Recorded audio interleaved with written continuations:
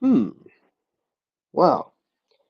By the sound and the stroke of 6 o'clock, it is time. What is going on, everybody? It's your boy Michael here from Technoid. Hope you all are doing well. I hope you all are having an excellent day, and most of all, I hope you all are staying safe. Um, well, a lot of things have been happening with me, but we'll get to that later on. But welcome in to everybody joining in.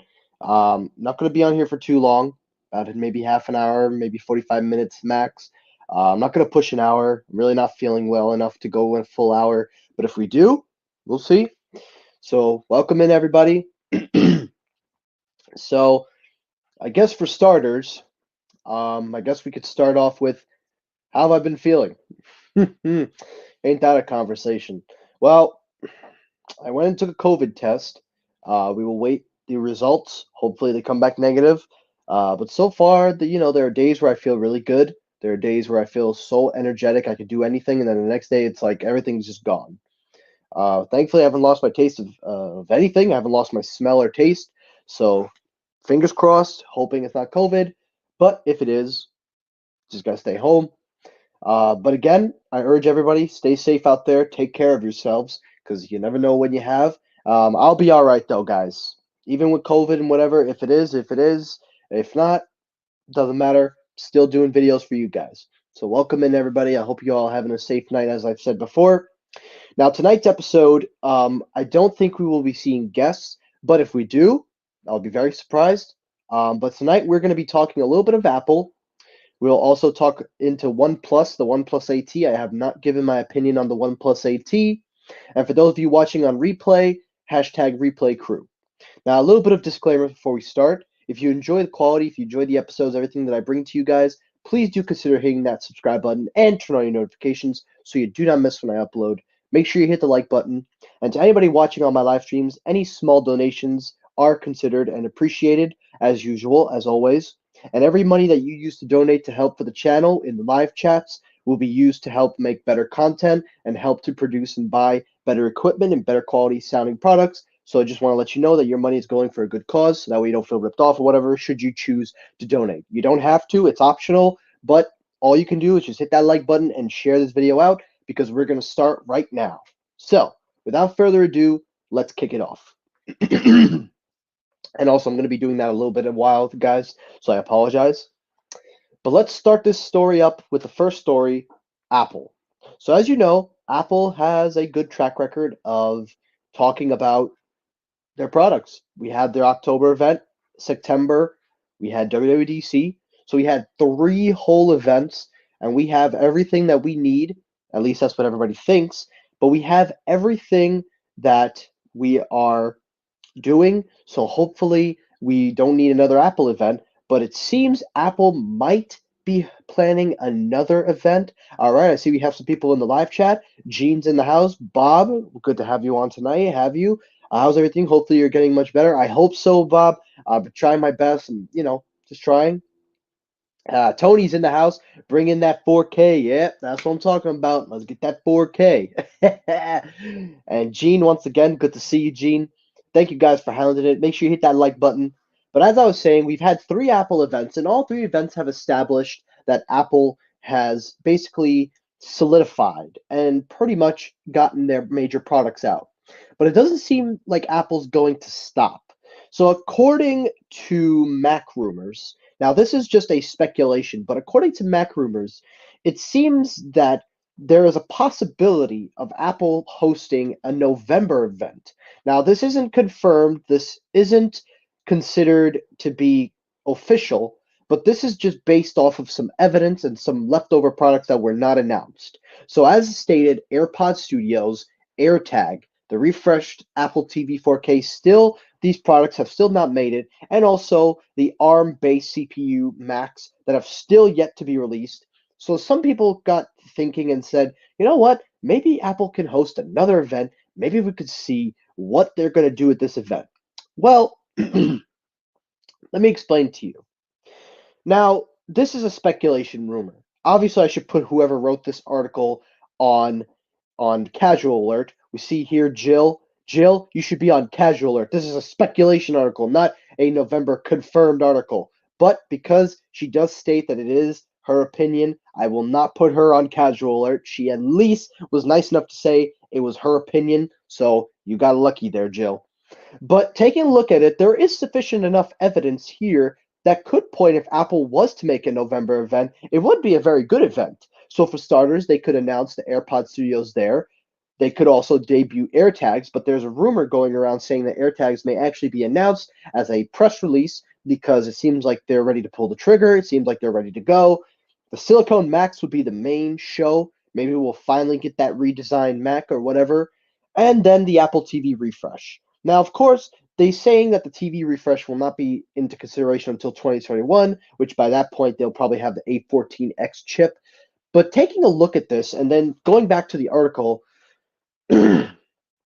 I can understand. I can see if people want to believe that there is an event. I can understand that. And if people want to see an October event or a November event, this would definitely make up a time slot. You have enough here if should you want to host an event. My only concern is that I don't think this would be. And honestly, I want to hear what you guys have to say. So write your comments in the live chat. Do you think Apple would host a November event? This is not confirmed, but this is just a speculation based on all of the leftover products that they have not released. And I could see Apple doing them.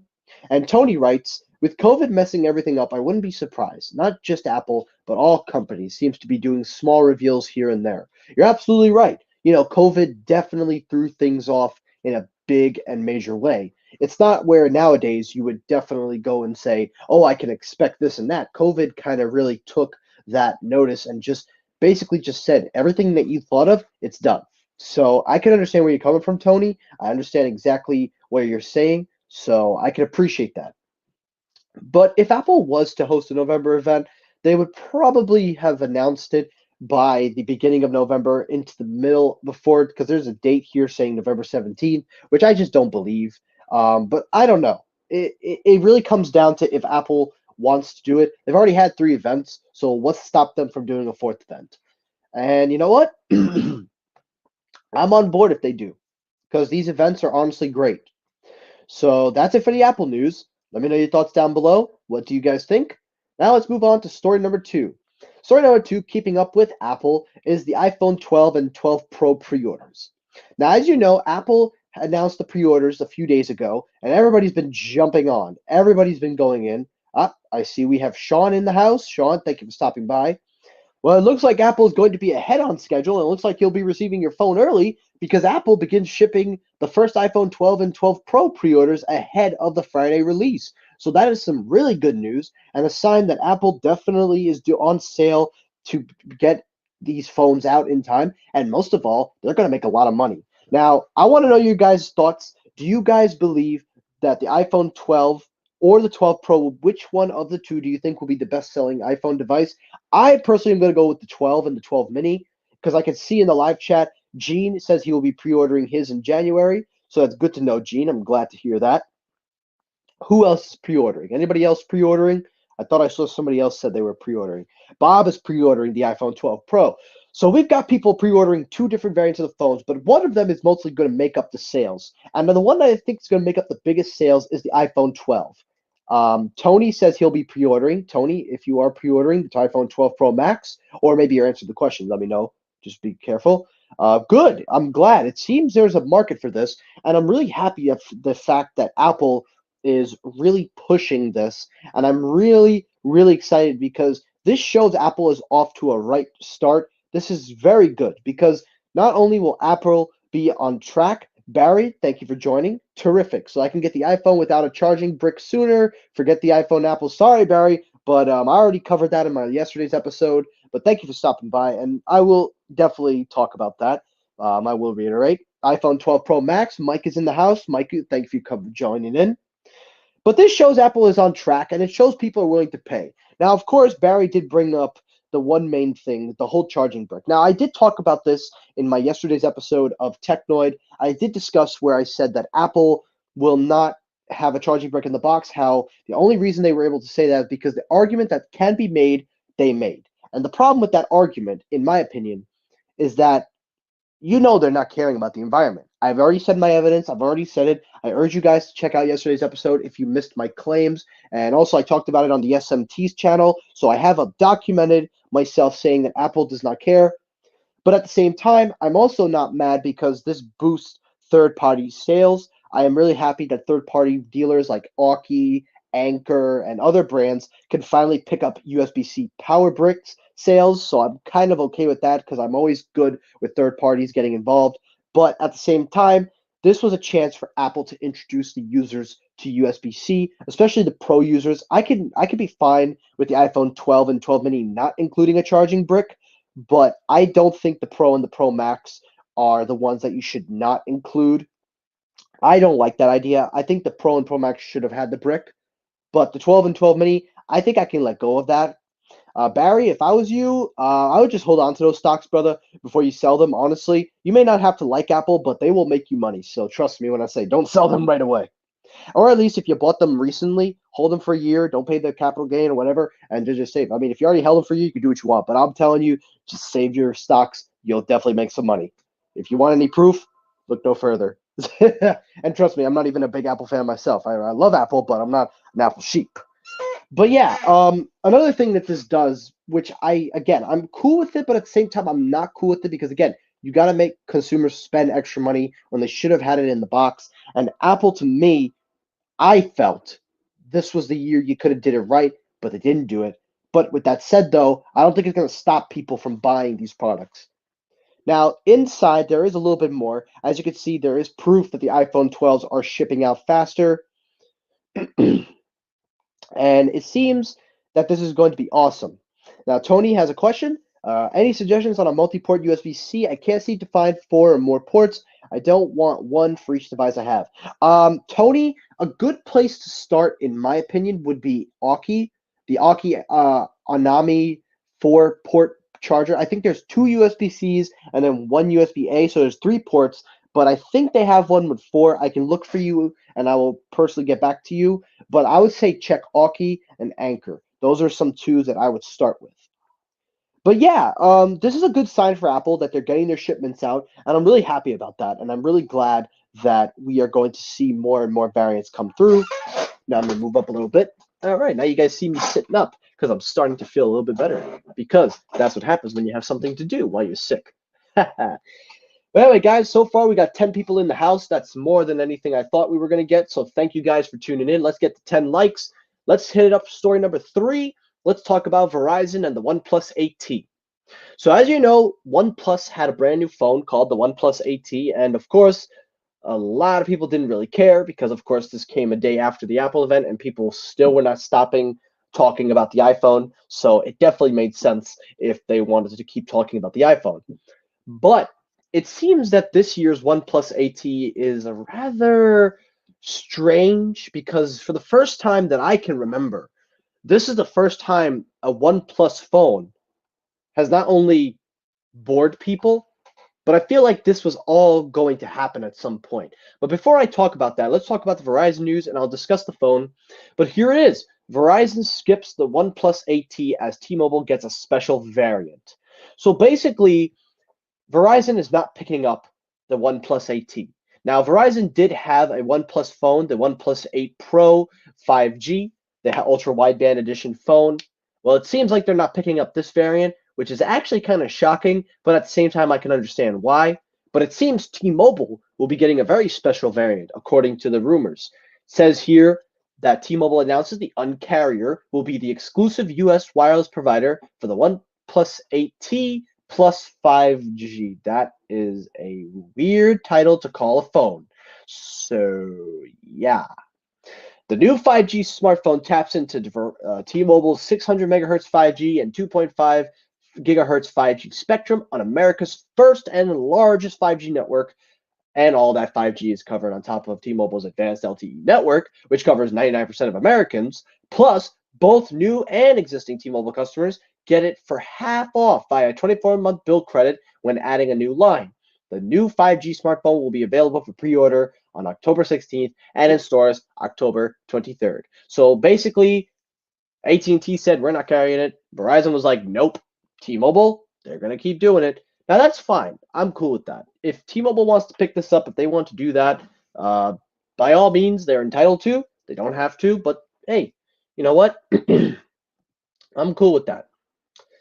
I think my only problem is that the OnePlus AT phone on its own is really, in my opinion, and I'm going to zoom in just a second. I'm going to take myself out of the frame. I don't know per se.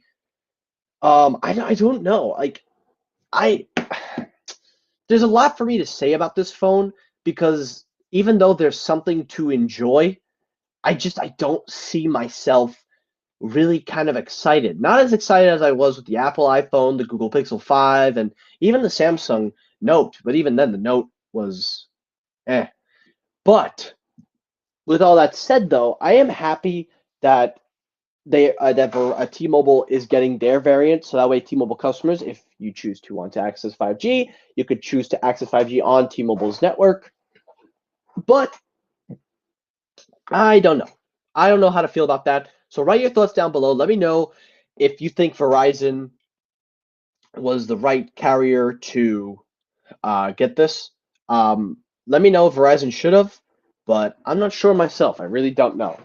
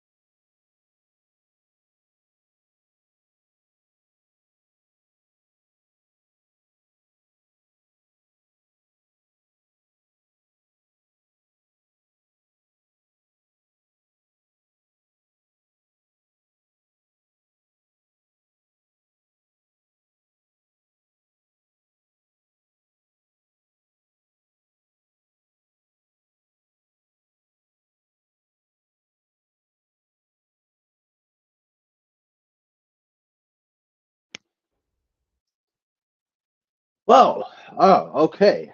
Sorry about that, guys. Don't know exactly what happened there. I believe we had a little bit of a freeze up, so I apologize about that, guys. But we're back now. Apologies again. Sorry.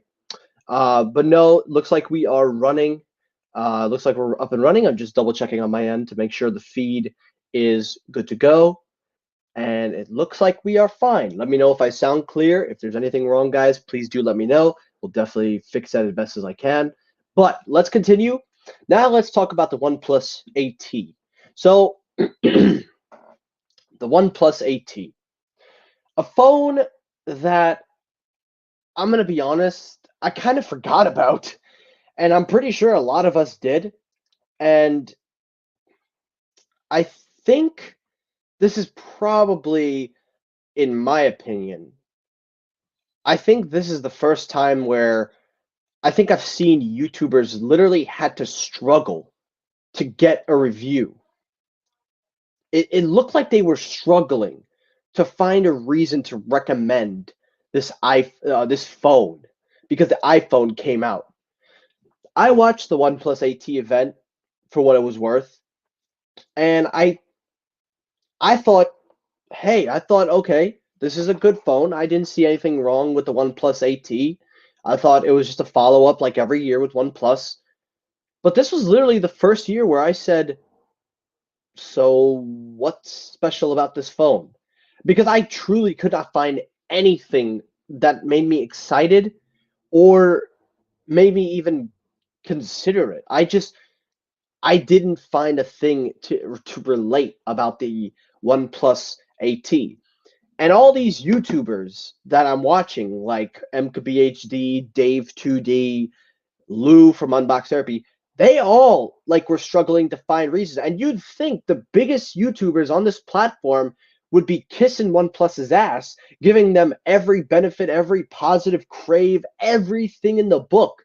But no, they all were like, well, we kind of don't know where this fits in. We don't know about this phone. And that was the thing that was shocking to me is that even they, because OnePlus, as you all know, they send these devices out months in advance. And by that point, you'd think the YouTubers have enough time to say something good about the phone or at least keep their relations good. But no, they couldn't find anything good to say about it. Of course, it's going to have all your regular goods like 120 hertz display. It does come with Warp Charge 65. It comes with the Snapdragon 865, so that's a good plus. 48 megapixel quad camera. It does have its array of effects. It's got the glass back. So there is a lot of things here about this phone that do kind of give it some kind of good thing. Am I right? Well, after taking a deep dive into this phone's design and stuff, I'm going to be honest with you guys, there's really nothing here. And I'm not saying it's a terrible phone because I don't think it's a terrible phone. By no means am I saying this is a bad phone. But there's nothing here that would entice me to go and say, "Oh yeah, you got to get it. You got to get this phone. This is so much better." There's nothing here because I had already seen like 3 other phones and I'm like, they do the job well. And the specs are about the same as the OnePlus 8 Pro 5G. So what is the real difference here? And with that, I'd like to bring in Sneed Mobile Tech. Sneed, what's good? My brother, how are you? Hey, dude.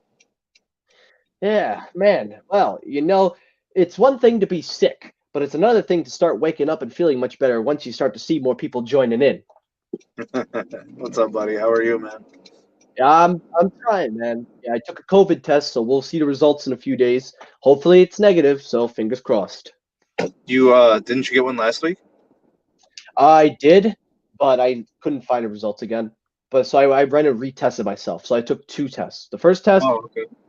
I'm pretty sure it came back negative, but since I was still in my system, I was like, let me just retake a retest just to be safe. You know what I mean? Gotcha, man. But yeah. So I'm talking about the OnePlus 8T.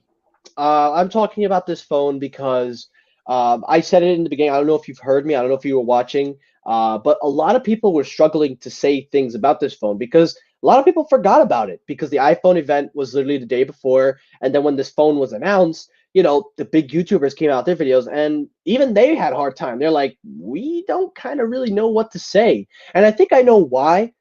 I'll say why I think they're really running out of things to say about this phone. And by no means am I saying they're saying anything false, because there's nothing false about this phone. This phone is a good phone. It's got good quality specs. It's got good quality. I don't think it's a terrible phone because I don't think they ever would make a terrible phone. But if I'm taking a look at it, there really isn't much of a difference compared to the OnePlus 8 Pro that already exists. The only difference being that it doesn't have wireless charging, and maybe it's a little bit cheaper. But they even reduced the price from $899 to $799 for the OnePlus 8 Pro, so it's $50 more than the OnePlus 8T. So there really isn't much for me to talk, but I want to ask you, have you gotten a chance to look around and talk about this phone? Have you seen it? What are your thoughts? I don't know where the. I don't really know if this phone has a place in the market right now. Like you got to think about like the phone, the previous one, the regular 8 or the 8 Pro. They're not even old. They're how long have they been on market? 5 months. I mean, it's like Usually they do I think they came out every. in May, right? Let me see. Good question. We could pull that up because the OnePlus 8 Pro came out like before the pandemic got really bad. I think so. I think it was the OnePlus. I think well, no, it was when the pandemic hit. It was when they were canceling events. I think that phone came out. Somebody tell me if I'm right by saying this, but I'm gonna say March or April. Yeah, I mean, there's no time to even really distinguish a product. I mean, maybe people would have got more excited about a mid-ranger.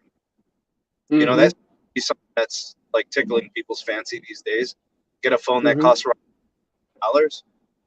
But Mm-hmm. this one's coming in at $799, right? 749. Yeah, I don't know, man. I don't know where's this phone's place in the market. And you got to think Timing. about it too. No, go ahead. I'm sorry. I thought you were. Go ahead. You mentioned the iPhone launch, and then fresh on the heels of the Note, like that was what, just a few weeks ago, like a month, right? Mm-hmm. I just did the OnePlus 8. build up enough steam to require a T model? I don't know, man. And then, the phone doesn't distinguish itself in features. Isn't it a lesser version of the 8 Pro? Yeah, I think so. It took away wireless charging. It took away a few camera specs, but at the same time, it's basically a flatter version of the OnePlus 8 Pro. And you got to think about it. What you said, you've got a lot of phones on the market, which is something that I've said. But the problem that I have with this phone is not that it's terrible. I don't think it's a terrible phone.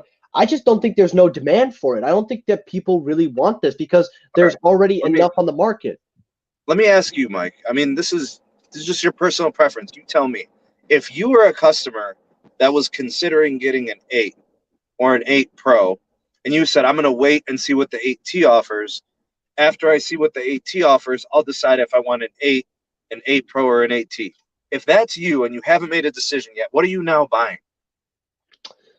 Honestly, you got a lot more decision. I mean, if it's limited to one plus, because then I would say I would go with the 8 Pro because it has wireless charging and it feels to me a more premium phone than what this is. But if we're not limiting it to one plus, you're gonna have a hard time because now you've got Google, you've got the Samsung Note, you've got the iPhones, and they all have 5G. So you're not saying, "Oh, I'm waiting for 5G," because now every phone has 5G. It really comes down to what brand am I going to go with? And it gets really hard because all phones have their positives and negatives. And I would ask you a question. I would like to ask you, if you're somebody that bought the OnePlus 8 Pro, the OnePlus 8 Pro, and you see this phone and you tell yourself, oh, I want to upgrade. But why would you? Why would you want to upgrade this? There's nothing here that would perplex me to want to upgrade if I'm already a OnePlus 8 member. Like, why would anybody want to? Because there are comments saying, oh, I'm going to upgrade. I have a OnePlus 8 Pro. Why? Isn't that a What, for downgrade? 65 watts? Yeah, for 65-watt fast charging, which is cool, by the way. I think that's cool. 65 watts, that's a lot. But to me, I feel like you're getting less of a phone because they take away a feature, they take away a few things, but at the same time, you're still retaining some things. They say that the camera quality takes a downgrade. They say the charging experience takes a downgrade when you remove wireless charging because you were already getting 30 watts of fast wireless charging with warp charging with wireless. And for most part, people were saying they dig the curved screen. I don't know if that's a thing nowadays, but that's what people said. Yeah, I don't know. I don't know how that would be an upgrade. If you're going from a Pro, I wouldn't. I don't see that as an upgrade. Exactly. And another thing, I took a dive into the 5G. I took a dive into the 5G band because I was curious. I blame you for this because you got me into this and you're making me interested because we know the iPhone, there's no restrictions. All 5G bands are available, even band Right. 77. In this phone, Yeah. there's no band 77. There is some restrictions. There is no, and I believe Caleb was talking about it. Caleb brought up that there were some really major restrictions on this phone compared to the iPhone and Google Pixel phone. So I think that already the cellular performance seems like a downgrade because I don't know if I think the OnePlus 8 Pro was limited, but I think they were going to add the support. But I want to ask you, what does this do, limiting band 77 and limiting a few of these cellular connectivity bands from the phone when you look at what Apple is doing and they don't have any restrictions? You would appear, or it appears that it's probably not future proof for the C band auction, which is what, a month and a half, 2 months away. So Mm-hmm. when that happens, we're talking about a deployment of C band the following year. So if you're the type of person that keeps a phone for longer than a year or two, maybe you're planning on upgrading to this phone. You wouldn't upgrade for about 2 or 3 years. You might not be Mm-hmm. doing yourself a favor, but if you're the type of person that upgrades annually, then that's kind of de-emphasized. But if you upgrade every 2 or 3 years, then this one's kind of like touch and go. Like maybe you don't actually want to buy it because you're going to be missing a really important, especially Verizon and AT&T. So the big two Absolutely. carriers, yeah, they're going to be big on C-band, especially Verizon early on. I don't know, man. I I don't like seeing things absent You always want all compatibility, because that also, if you don't have those bands, even if you personally don't care, it may affect your resale value trying to sell it to someone. You'd be like, wow, oh, I don't know if I want that phone. It's missing this and this. Like it might affect its resale value long term. Maybe.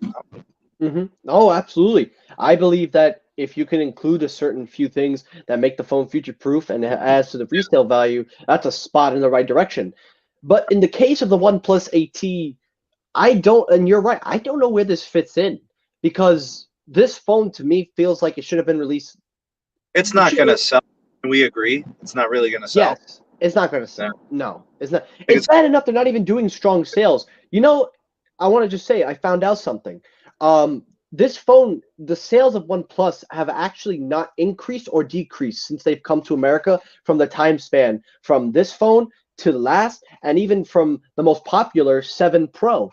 So the sales have been really no increase or decrease, and now apparently, and I'm going back to a story I just covered, Verizon is skipping this phone altogether. Verizon, you remember, had the OnePlus 7 Pro 5G, the 8 Pro 5G ultra wideband. Or no, it was just the OnePlus 8. I'm sorry, but they're skipping this phone altogether. They're not even interested. AT&T, I don't think AT&T will ever get a OnePlus phone because it doesn't seem like it's happening anytime. The only carrier that's carrying this phone is T-Mobile, and even T-Mobile, in the statement they gave out, they are having a hard time trying to pitch this phone for people. Like in the statement that they released, and I've highlighted it here to people that want to read it. They're having a hard time trying to sell this phone because they're having a hard time trying to sell OnePlus. It's not a major demand. There's no big push for OnePlus.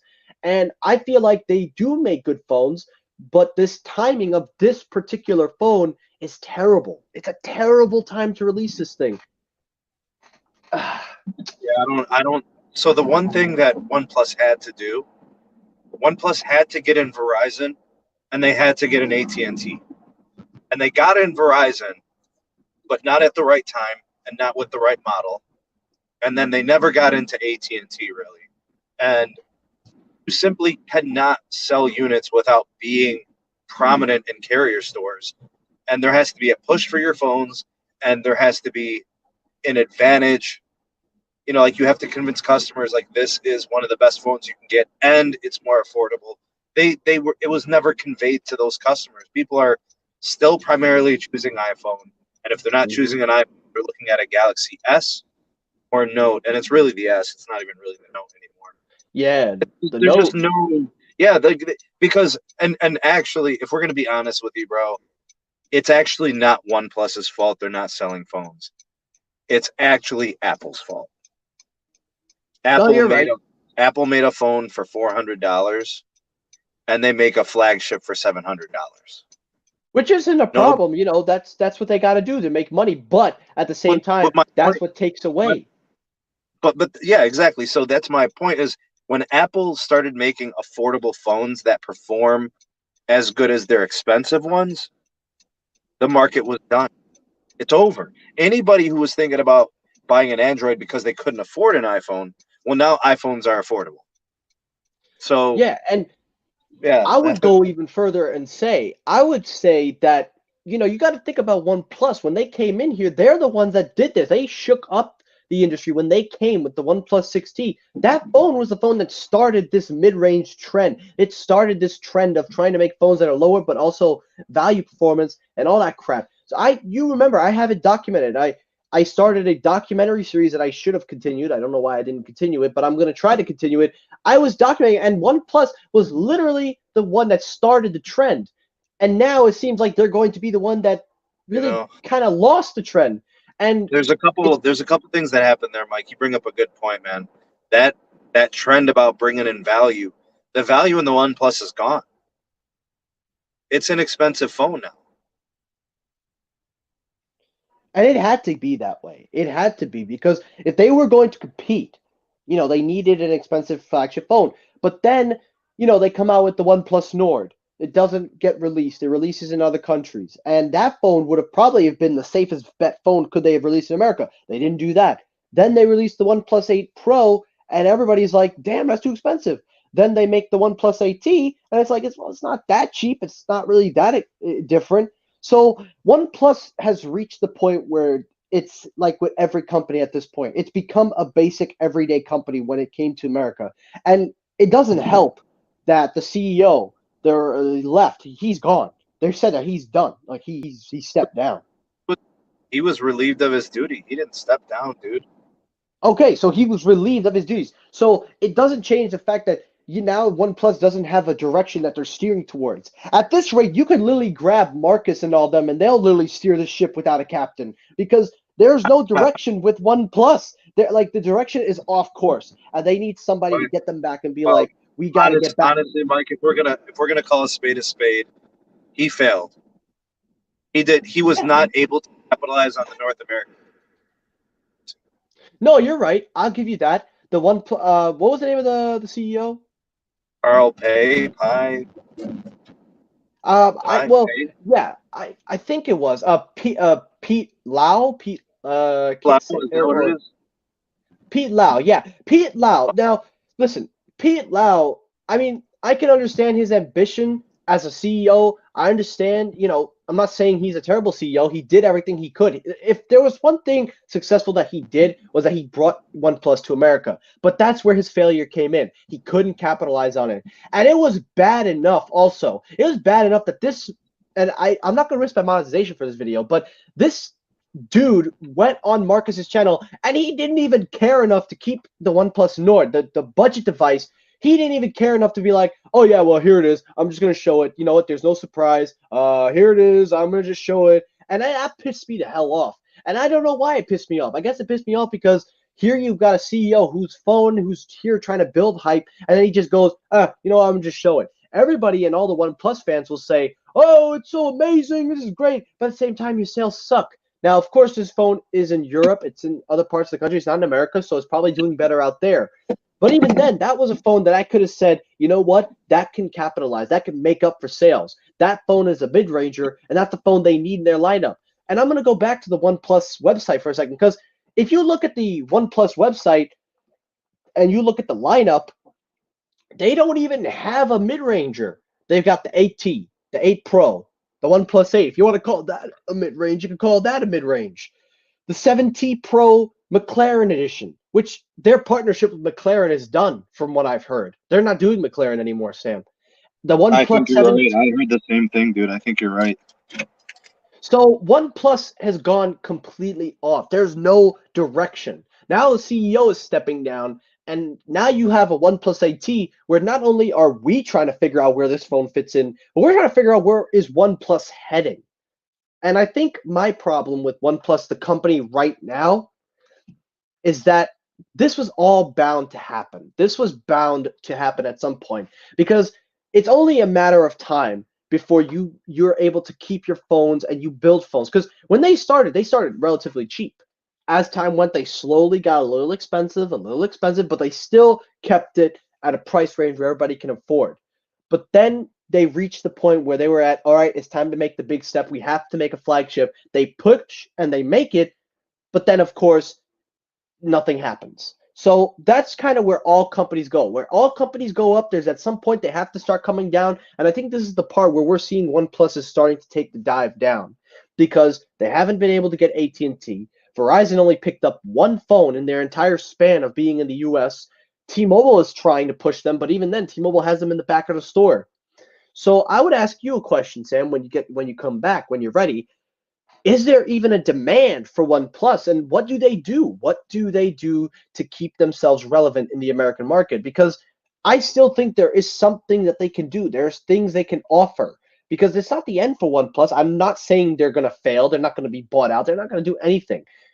But their market share in America is not the best. And if I go by the numbers, the sales speak for itself. So I guess my only question, and I'll propose it, is where does OnePlus go from here?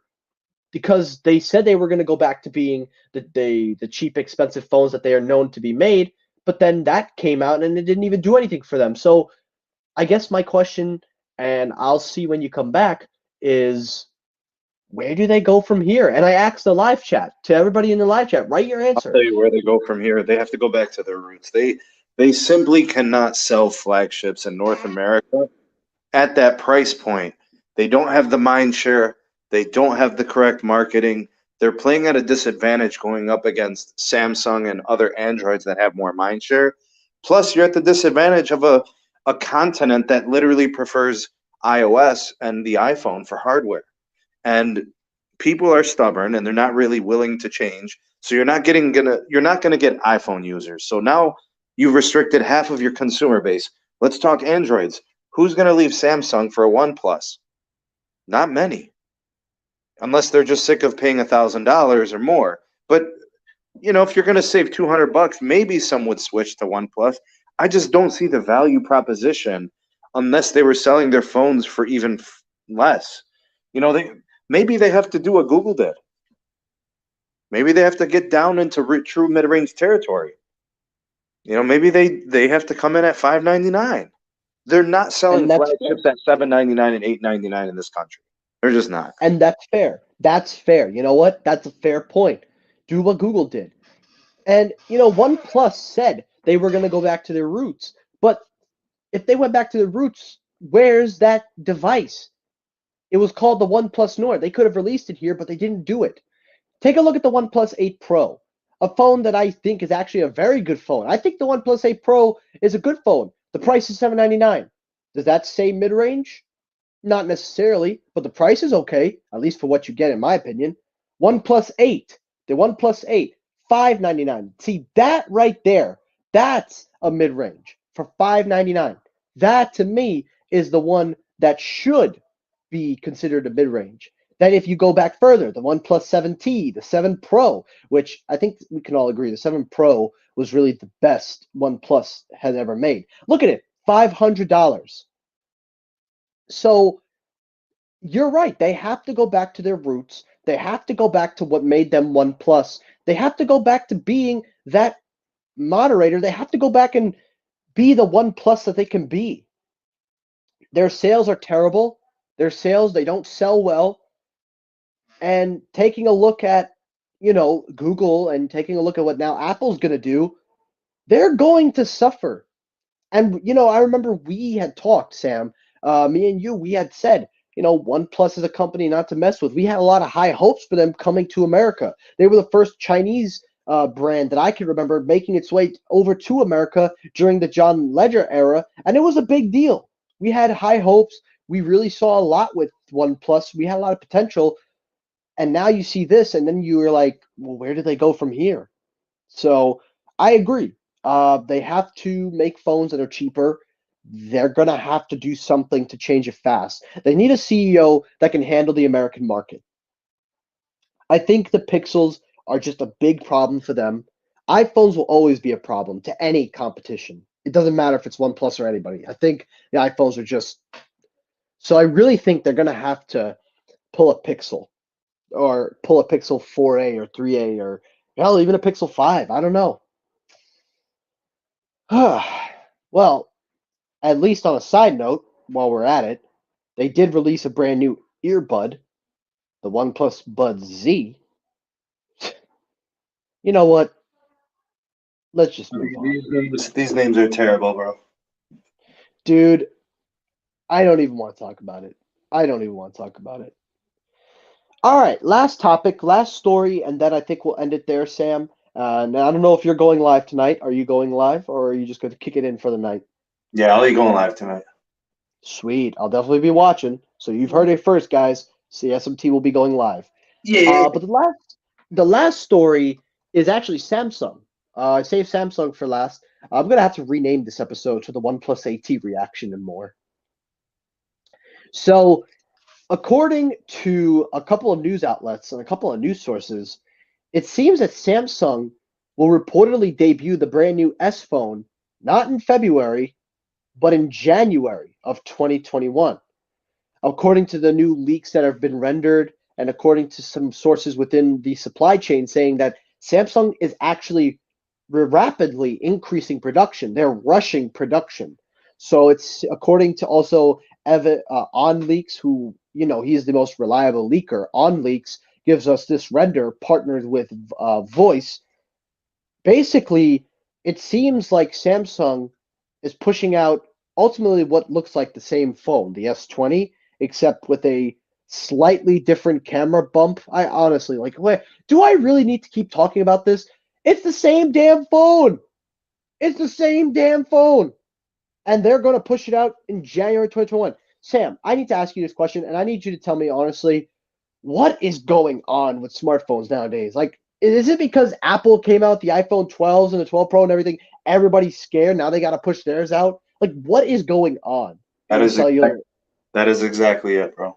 That is precisely it. The iPhone, the 5G thing, the whole shebang, bro. It's the iPhone. I've never seen this. I've never seen where the entire cellular industry literally had a midlife crisis over one event. And this is the S21 or whatever they're going on.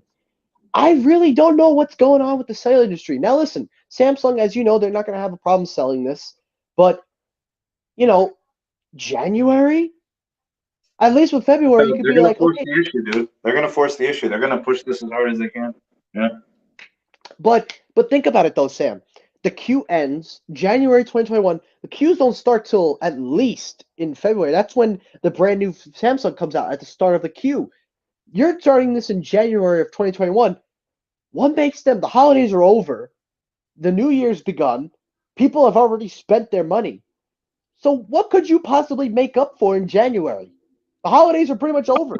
I know what they're trying to make up for. That means the Note's taking a dump, and so did the S series this year. Well, I will tell you, I've been hearing word that the Note is going to be dropped this year, that this new S line, one of them will be 6.9 inches, according to some rumors.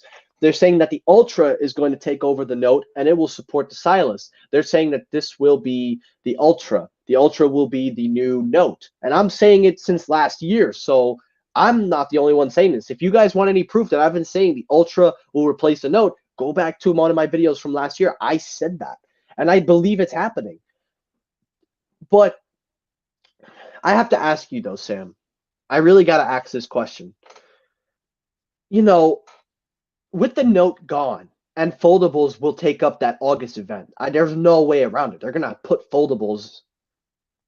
Does Samsung finally simplify, or do they just kind of like be like, all right, we got to adjust. What does this do to Samsung by taking the Note out, making the S phone and then the S Ultra the Note, so it'll have the style support, and then you give August to the foldables? Do you think this finally simplifies Samsung's lineup, or do you still feel the Note was a important role in the lineup? The Note was a really important phone. It still is. I mean, it's their best phone every year. It's always had the most features. It's always been the most powerful. It's always been, it's always been the true, cornerstone of Samsung capability and performance. If they're going to change that, they're going in a different direction. They're putting a lot of the stake into wearables and foldables or whatever. They're going to do a lot of unique, innovative things with their hardware. Honestly, man, I don't know. I don't know what their vision is. I'm a little confused. I always thought it made more sense to actually push the Note as opposed to put it in the back burner, which they've done for like the last year, or else we wouldn't be hearing these rumors. So Agreed. Absolutely, 100%. dude, it's kind of weird. Me personally, I don't think the folding ones, as they're constructed, especially the fold, not the flip, but the fold, that's not a consumer grade device. The Note was still, even though it was kind of sort of enterprise and productivity, it was still consumer grade. Mhm. I don't see the fold devices as consumer grade. They're 100% geared towards productivity and content creator based, like because of the size and the real estate and stuff like that. I don't know, man. We'll see. We'll see how it plays out. I'm unclear on the vision if that's the case. I agree. I don't know what they're doing. I don't know what Samsung's trying to do. For me, quite frankly, I don't know what's going on with the cellular industry. All I know is when Apple released those phones, they pushed ultra wideband. When they teamed up with Verizon, it shook the entire industry. You know something? The last time, when was the last time? This is my final question of the night, and then we'll end it here. When was the last time that the cellular industry really got shook up like that, Sam? When was it like where all cell phone manufacturers had to rush and push their phones out just after the iPhone. When was the last time we'd ever seen that? I don't know. I guess maybe in the 4G LTE era, from 3G to 4G LTE, when there was like the HTC Thunderbolt, and there were a gang of devices that were coming out that were 4G.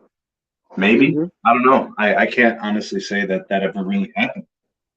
So is it safe to say that this is the first time we've ever seen something like this?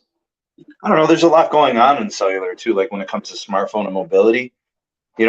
Some of the things going on in smartphones have really plateaued. It's hard to distinguish yourself any other way now. So I don't Hmm. know, man. I don't know. I guess You know, I by the end of next year, we'll see how the year plays out. yeah. You know, one thing I will say is that if there's one thing I'm happy Apple did, they didn't name their phone with a 5G in it. They just like call their iPhone iPhone. They didn't have to put 5G in it. And I feel like that 5G marketing gimmick is done. I don't feel like people are going to feel persuaded anymore because every phone now from every manufacturer has 5G. So there's that marketing of 5G should really, in my opinion, should just stop. I don't see no reason to keep putting 5G in the title of your phone. Yeah, I Do you agree. agree? I agree. Okay. And the last thing I'll say, and then we'll wrap it up. And if you have anything last you want to say about the whole cellular industry, I think this is really one of the most interesting years for the cellular industry, and I'm all for it. I am truly excited to not only cover the tech aspect, the cellular side in terms of how they market 5G to consumers, but I'm also interested in seeing what 2021 brings because you've heard talk of 6G already. Now, obviously, 6G is not coming anytime soon, but we've already gotten to 5G. Let's see what happens in a year. Let's see how it advances, and let's see where we're at in a year. And I'm excited. I don't know about you, but I'm excited.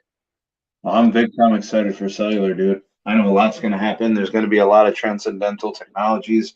I want to see what they're able to do with millimeter wave, and ultra wideband in terms of like getting it more accessible, expanding it, deploying more, and also getting it to work indoors, putting nodes indoors. Hmm. Increasing power and new spectrum coming to the market. Just because we need better performance in our cellular.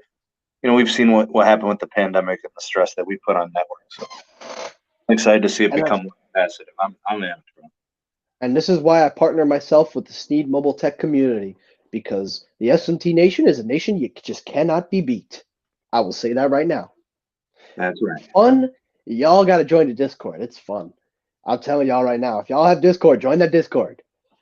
But with that said, you guys were able to keep me 8 minutes before an hour, so still an award on my viewers, and also Sam for joining in as well. But we have reached the end of this live episode. So, guys, I want to thank you all for joining in. I want to thank you all for spending the hour with me almost. Definitely gave me something to do. It makes me feel a little bit better. At least I'm not sitting around drinking soup.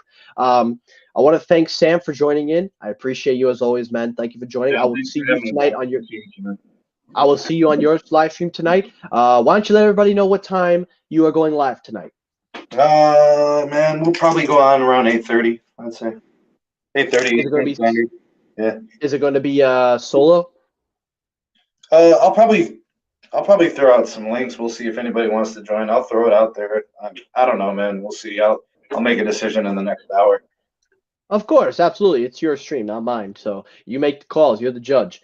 But guys, definitely check out the SMT's stream tonight. I hope to see you all on there, either in the live chat or if he sends a link. If you enjoyed this live stream, guys, take care, everyone. Hit the like button. If you dislike this live stream, hit the dislike button. That helps circulate my videos as well. As always, everybody, thank you all for watching. Stay safe, everybody. Take care. Have a great rest of your night, and I will see you all tomorrow. Okay, I just totally took that from somebody. But thank you for all, and peace.